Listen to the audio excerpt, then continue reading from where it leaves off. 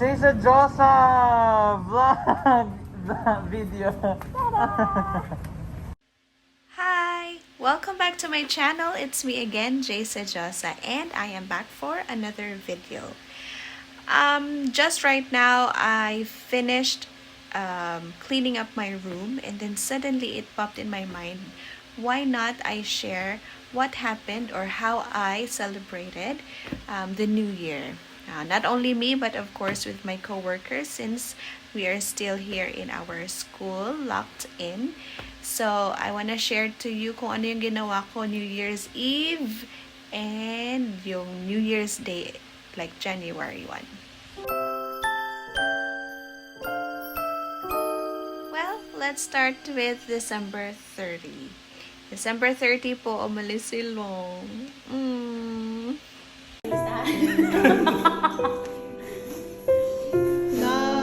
Walang bye-bye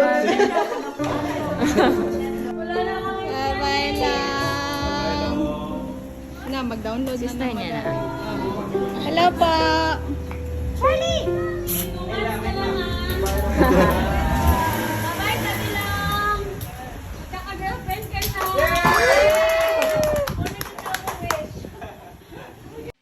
And that's what happened. December 30, nabawasan na naman po kami ng katropa dito. And then something exciting happened. We requested to go out and it was granted for around 1 to 3 hours.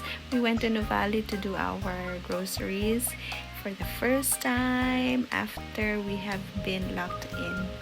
And of course, safety rules and precaution checked. Oo nga, video. So now December 31 came and nothing really much happened at that time. After I called my parents, my family, the teachers had a small gathering to welcome the new year at that night, and then nagkain-kain, and another thing, we did a TikTok. Go on, leave me breathless. Come on.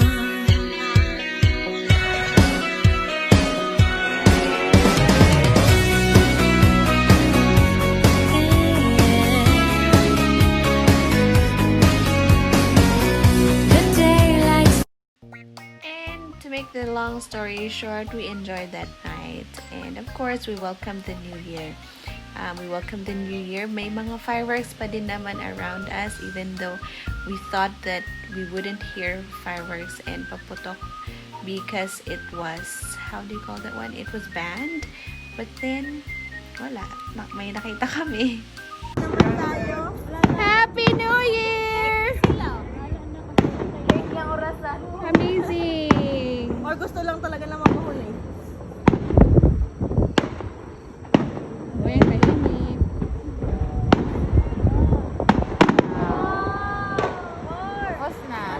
More!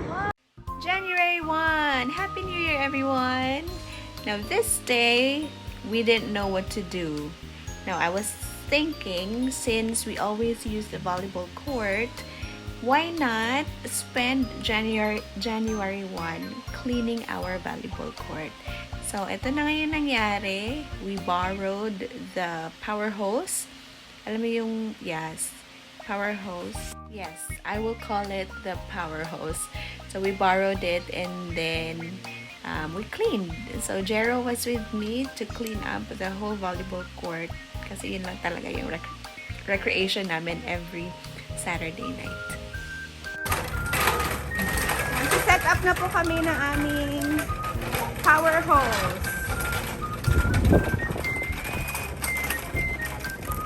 Tutulungan po kami ni Kuya Risen.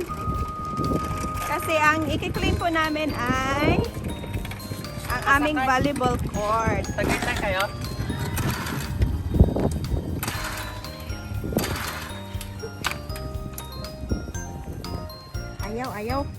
Ayaw yata kami palinisin. Ay, ang galing!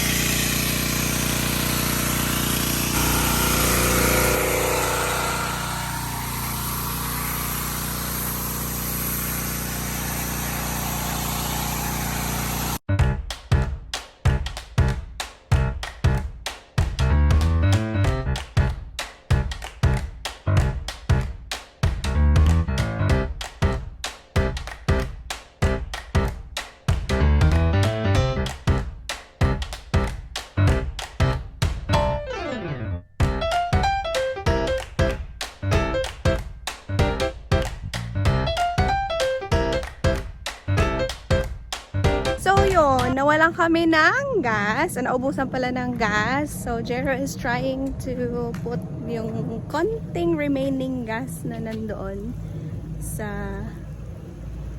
stock room. Konti na lang po, and tingnan po natin ang ating progress. Within an hour po, hindi pa po kami nangangalahati sa aming volleyball court. Pero yan na po. Medyo malinis na po siya. Because this is the court that we always use for our recreation dito during the lockdown. Kaya ito po yung una naming lininisan. Nilinisan. Lininisan. Thanks.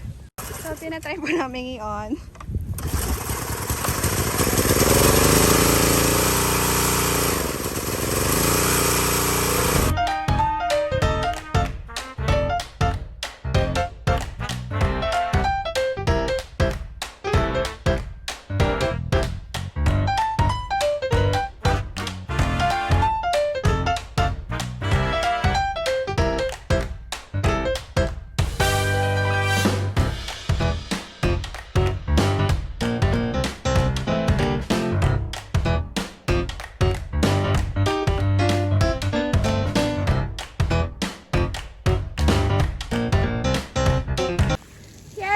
We're done. Actually, hindi kami natapos. We did not finish the whole court kasi wala na talagang gas.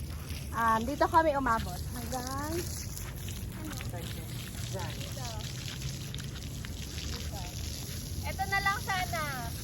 Up to the end part. Tapos nawala na yung gas. Ayan, naubos na yung gas. Kaya finishing touches na lang kami. Hose na lang. Regular hose. Sayang, kasi dito pa naman na part ang pinakamadulas of all. Kasi hindi siya even, tingnan nyo. Medyo may puddle doon. Oo. Naipon yung tubig doon. So, every time na umulan, doon talaga siya lahat. The rest naman, okay. Hindi namin naisip to na anuhin agad kanina kasi we thought that the gas will supply the whole court. But hindi. So maybe next time. But anyway, we can still use the volleyball court. Ipapatuyo lang namin and maybe we'll have some game after. So thank you for watching, guys.